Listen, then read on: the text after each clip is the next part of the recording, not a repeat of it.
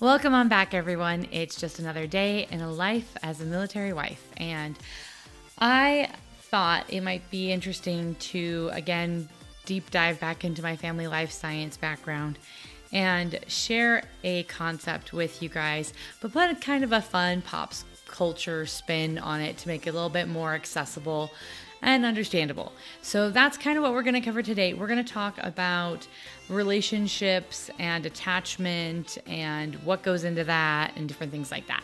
So I hope you have some fun and learn something. I honestly, it took me a while brainstorming my good examples for this, but my professors did this a lot with using pop culture references to kind of help us recognize these concepts in life.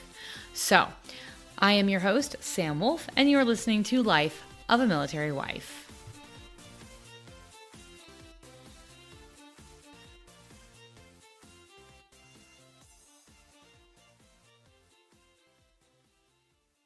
Okay, so what we're going to talk about today is attachment theory.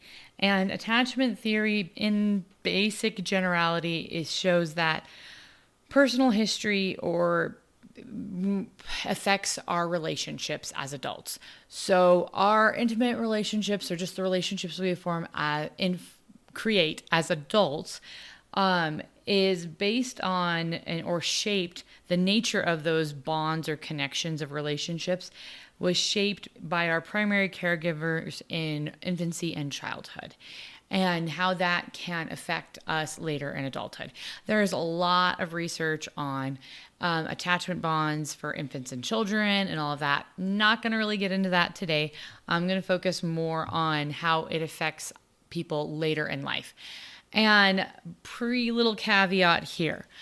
If at any point when you're listening to this, you're like, oh my goodness, that's me, and it's not an attachment style that you're really thrilled about, part of the great thing about studying family life science and all of these different things, these aspects of personality and whatnot, is that it can help you recognize aspects of your makeup, who you are right now, that maybe you would like to work on.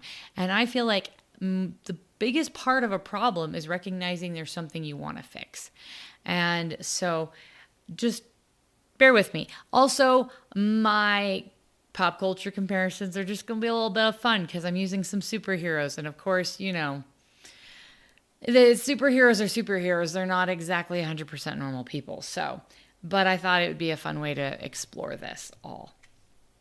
That said, in regards to attachment, there's two key factors, avoidance and anxiety. And what level of those you experience in your relationships. So people who have got high anxiety, or like the anxiety in relationships is also tied into self-esteem. So the more confident you are in yourself and your worthiness of being loved, higher anxiety, and vice versa. Same thing with avoidance. The more avoidance is in regards to external relationships. The more confident you are that other people are worth loving and making connections with, and they're reliable and dependable, the lower your avoidance is going to be, and vice versa with that. So it gets broken down into 4 categories. So, and I'm going to break, like each one, I'm going to give you an example to go with it. So first is individuals who have low anxiety and low avoidance. These individuals would be considered secure. They have secure attachment styles, which means they genuinely feel that they are worthy of being loved, that they are, worthwhile, and they have good self-esteem, but they also feel secure in their relationships with others. They feel like they can rely on other people, that other people are dependable, that it is possible to have a healthy, good, stable relationship. And that would just be kind of a secure person. So talking this over with my husband, I'm like, who would fit that pop culture wise? And the person that kind of came to mind was Captain America. Captain America is incredibly confident in who he is, to the point where he very frequently will go up against governments, organizations, even friends, and say, no, this is not right. Like, he's super secure in who he is and confident in who he is, and that he deserves to be loved. He has really great friendships, and especially his friendship with Bucky. It just shows that he is able to trust other people. Like his relationship with Bucky, they're super trusting. Even when Bucky's got all of his issues and stuff going on, he trusts him enough to know that he'll work through it. And so that's sort of, Captain America is a good example of someone who's very secure in himself and his relationships. So the next one is preoccupied. This is kind of your stereotypical needy person. Preoccupied individuals have lower self-esteem. They view themselves and their self-worth in a slightly lower light or worse light, which means they've got more anxiety in relationships. They feel like they need to prove themselves more or earn the love. But they believe that they have they have a very low avoidance. They have confidence that other people are worth building these relationships with. However, they just don't always think that they're, bringing everything to the table that they should. Okay, total side note. I am a huge Tom Holland Spider-Man fan. I love that character development. I think he's done a great job. However, he is our pick for needy. He is our pick for preoccupied, because it feels like he is just trying so hard to prove he can fight with the big boys that he's not as confident in himself. He has complete trust in Iron Man and the other Avengers in that team system. He has complete faith in Doctor Strange, but it's just like he is trying so hard to impress the big boys. And I know part of that is due to his age, but at the same time, it feels like he's got a little bit of an insecurity in who he is, and his self-worth.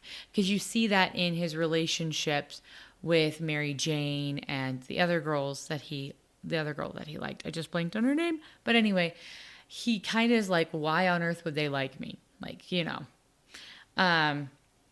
Which again, that is very stereotypical of a lot of teenage boys, but he's our little go-to for preoccupied.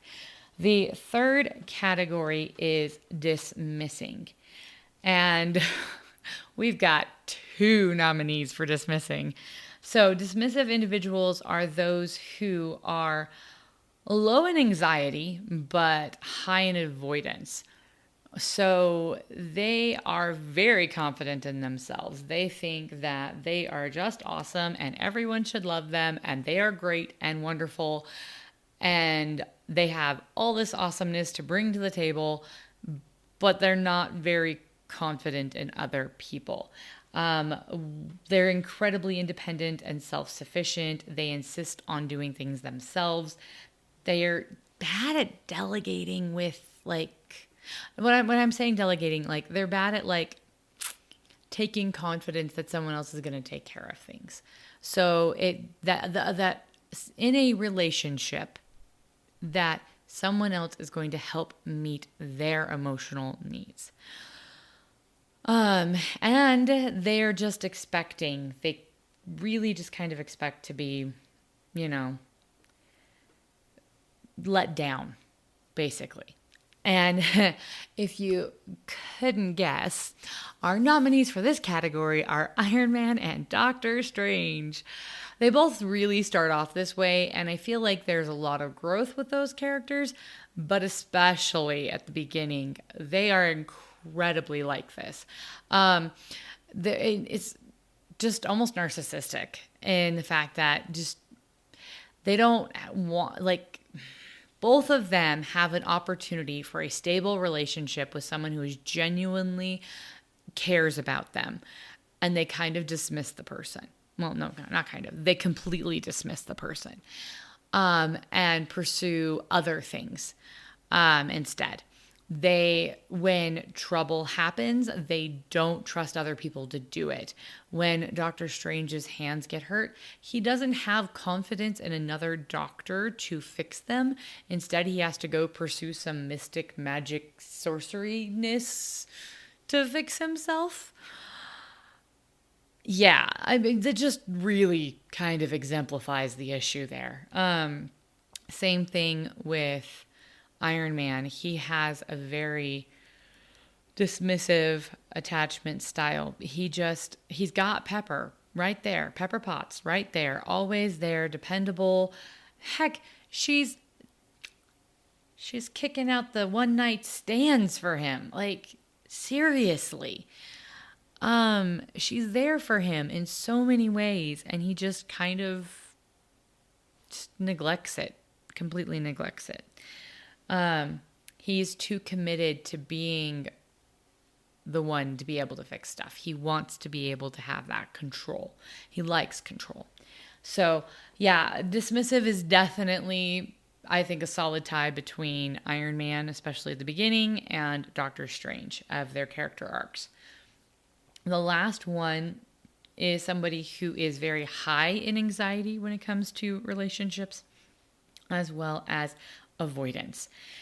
And again, this one is not very surprising, but that would probably come down to the Hulk, and I'm going to explain why. So, people who, it's called fearful, by the way, this category. So, fearful individuals possess a negative view of themselves and of others, and it makes them vulnerable to very high anxiety, like I said, and high avoidance. They are dismissive that anybody could even want to be with them. They're dismissive of closeness and intimacy. And you see that in the Hulk really clearly, especially in Mark Ruffalo's portrayal of the Hulk. He cares. He obviously cares for Natasha, but he's not willing to full-heartedly pursue a relationship with her. He's scared of where that's going to go. And that's even later on. But at the beginning, he's living in the middle of nowhere in a small area, not very populated. He's not very trusting of people. He does not want to come in and work with the Avengers. He doesn't feel like he's got much to bring to the table. When he's brought in not really because he's the Hulk. He's brought in because he is an expert on gamma radiation. He's got this scientific expertise that makes him super qualified. But instead, he's very submissive and insecure when he's interacting with Iron Man in regards to that. Whereas Iron Man is like totally like praising and, yeah, you're great, whatever. Let's collab. You want to come hang out with me? And he just doesn't understand why. He's like, why are you talking to me? Why would you care? And he's insecure. He feels like everyone just wants the Hulk, not him. And again, we know with the Hulk, there's mitigating circumstances that are outside the realm of normality that we're going to encounter in our lives. But that's still, I think if we're going to stick with, superheroes, the Hulk is probably a really good one to characterize that. He just doesn't have a lot of confidence in those sorts of things. And so really that kind of goes through the four major categories, but people really aren't solidly one or the other. My husband and I were talking about some other book characters. I'm not sure if they're not as common pop culture-y, so I'm not going to get into those ones. But basically there's some people who will fall on a line that they are in between secure and dismissing. So they have really low anxiety. They've got confidence in themselves, but they're not always confident in relationships with others. It varies. Or maybe they are very low avoidance. They are always looking for relationships, and they're always very trusting in relationships with other people, but they don't always have confidence in themselves. They can be sometimes, but not. And so they would go back and forth between secure and preoccupied. Secure and then a little bit of needy. It's like kind of bouncing back between the two. So it's not just, hard and fast, you fall into one of these four categories and that's you, shebang, deal with it. And also these things can change. If you find yourself like, okay, we're going to use superheroes again. Iron Man, he starts off as super dismissing. I got it all. I'm good. I got this. I don't need nobody. To where you see him at the end of his arc, he is a father. He has a good marriage. Him and Pepper are a team. They support each other. They want to see each other happy and successful. But at the same time, he feels this sense of connection with his former colleagues, and he wants to be able to help them and support them in solving this problem that they're facing. So that's the whole endgame-ness. If you really look at his character arc from Iron Man 1 to Endgame, his attachment style changes drastically. And that is largely due to the influence of these people around him. By learning that problems are bigger than him, he can't solve them on his own. That there are people who are worth loving, and that loss is tragic. I think the snap is a huge thing because he sees so many people that he cares about just gone. Natasha's gone. A lot of people just gone. And he realizes he's lucky in the fact that he still has this incredible woman who truly loves him. And so there is a lot of growth in his character. And just like Iron Man's character has this wonderful arc and he grows in his attachment style from being dismissive to being secure, there's hope for all of the rest of us who are in our realm of normal. If you find that you fit into one of these other categories or in these realms where you're maybe more, you have more anxiety or lower self-esteem in relationships, or you're just less, trusting, more avoidant, there's ways to work through those. And there are good people. And part of it is learning and getting those skills. One of the things that I have talked about in the past is boundaries. I've talked about them mostly in regards to family relationships, but that's also a huge part of how you can get confidence in other people when it comes to interpersonal relationships or intimate relationships, is by being able to set boundaries. And when you find people who are able to respect your boundaries, then you're going to be able to begin to trust more. And so for those of you who didn't listen to my whole spiel about boundaries a while back, I really kind of want to go back to it and address it more from an interpersonal relationship sort of thing and less of a family systems, because boundaries covers everything. Boundaries are on a personal, couple, they fit everything. They even fall into work environments. But basically, boundaries is setting limits that you're comfortable with inside the context of an interpersonal or your personal relationships. So, for example, here's just a random one that I've used in the past. Parent-child relationship. The parent is always calling and asking the child to come fix their TV or help them with their computer or do X, Y, and Z, and expects them to drop everything right away and do it. But the kid is an adult and has a life and a family or a job or whatever, and can't always drop everything at a moment's notice to go do this. That would be an infringement upon a boundary. The way that they could set up a healthy boundary and work things out is decide, hey, mom or dad, I want to be able to help you. So here are some ways I can help you that fit me and my life situation. So how about I set up a time once a week where I come over for a couple of hours and I help you with anything you need help with. That way they know and they can count on that interaction, but at the same time, they're not expecting them to always be at their beck and call. Anyway, that's one example of a boundary and establishing a healthy boundary. So boundaries is a huge factor in your ability to come to trust other people and build relationships. So if you are struggling with that, just know that there are methods and ways to move forward and grow, just like Iron Man did. I'm not sure. His was also just learning to trust people. Trust is huge, a huge factor in relationships.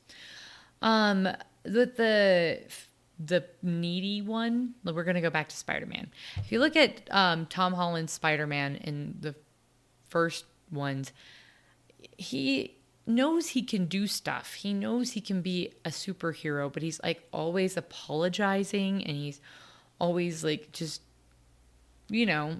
awkward, super awkward. But by the end of Spider-Man 3, no spoilers, he becomes more accountable.